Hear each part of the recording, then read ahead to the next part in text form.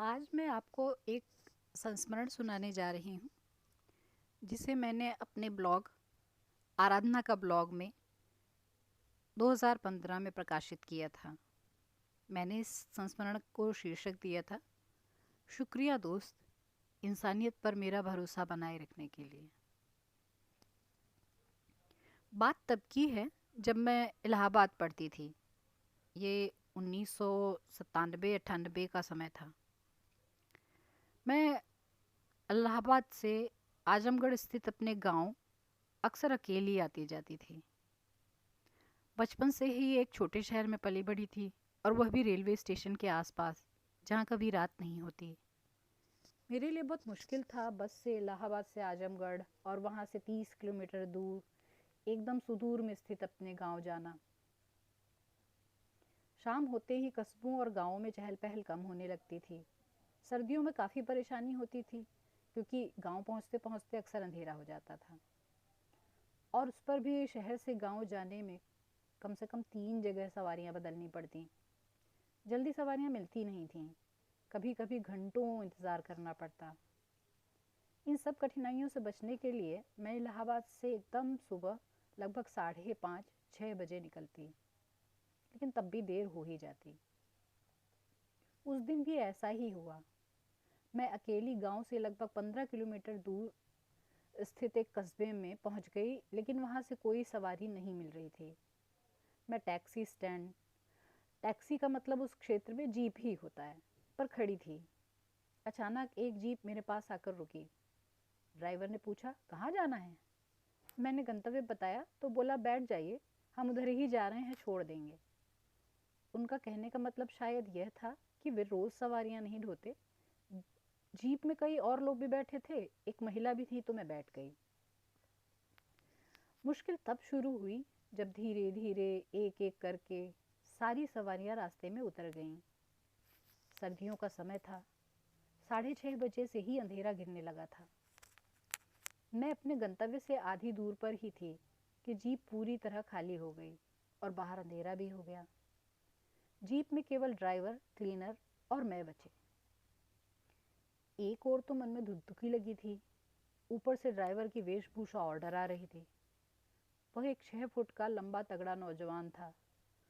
मूछें तो खैर पूर्वी यूपी में मर्द होने की निशानी मानी ही जाती हैं।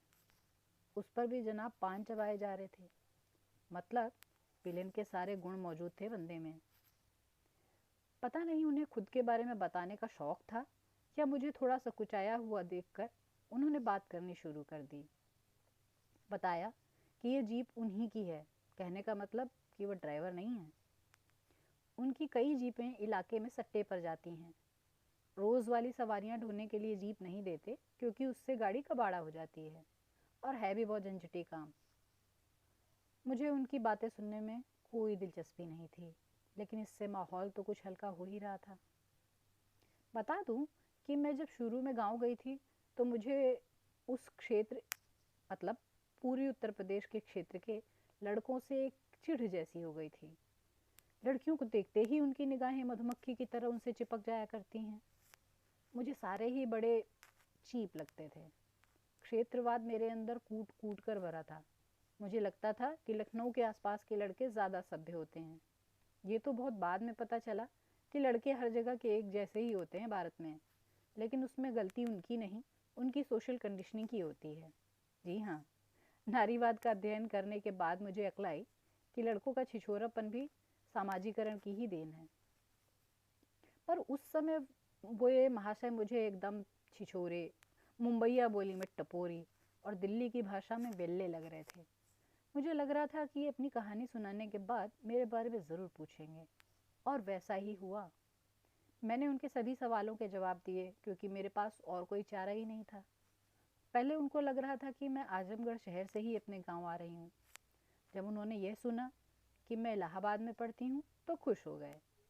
उन्हें बहुत अच्छा लगा कि एकदम इंटीरियर के एक गांव की लड़की इलाहाबाद जैसे बड़े विश्वविद्यालय में पढ़ती है, क्योंकि मैंने उन्हें यह नहीं बताया था कि मैं यहाँ पली बड़ी नहीं हूँ ही नहीं।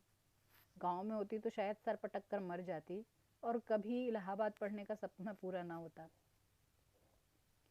वे पलट पलट कर बातें कर रहे थे और मैं डर रही थी कि कहीं जीप ही न पलट जाए। अब भी मेरा डर पूरी तरह गया नहीं था। मैं अपने गंतव्य से कुछ ही किलोमीटर दूर थी कि उन्होंने गांव का नाम पूछा। पहले तो मैं थोड़ा हिचकी, लेकिन फिर मैंने बता दिया। मेरा गंतव्य गांव से 3 किलोमीटर पहले पड़ता था।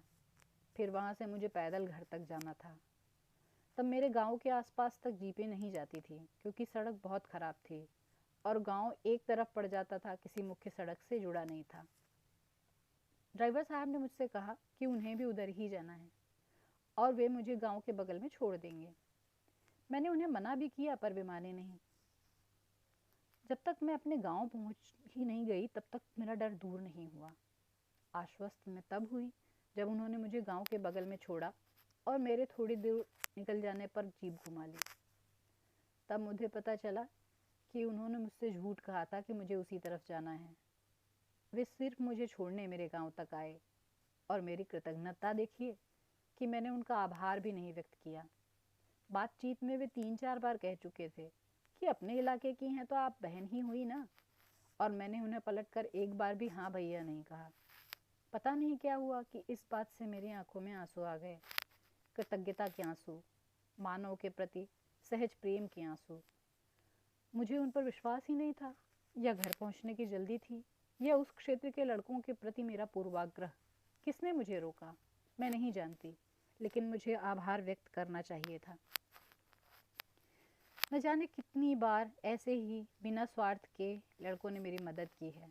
आजमगढ़ से इलाहाबाद और इलाहाबाद से आजमगढ़ की यात्राएं, ऐसी तमाम कहानियां समेटे हुए हैं, पर यह कहानी सबसे अलग है। इसने मुझे पुरुषों को एक अलग नज़रिए से देखने की नई दृष्टि दी। यह सिखाया कि वेशभूषा हमेशा से ही चरित्र का आईना नहीं हुआ करती। यह बताया कि सभी बकबक करने वाले गहराई से सोचते ना हो, ऐसा नहीं होता। और यह भी जनाया कि मदद करने वाले कहीं भी मिल जाते हैं। इस घटना को याद करके आज भी दिल में टीस उठती है कि काश वे मुझे फिर मिल जाते और मैं उनसे कह पाती, शुक्रिया दोस्त, इंसानियत में मेरा भरोसा बनाए रखने के लिए।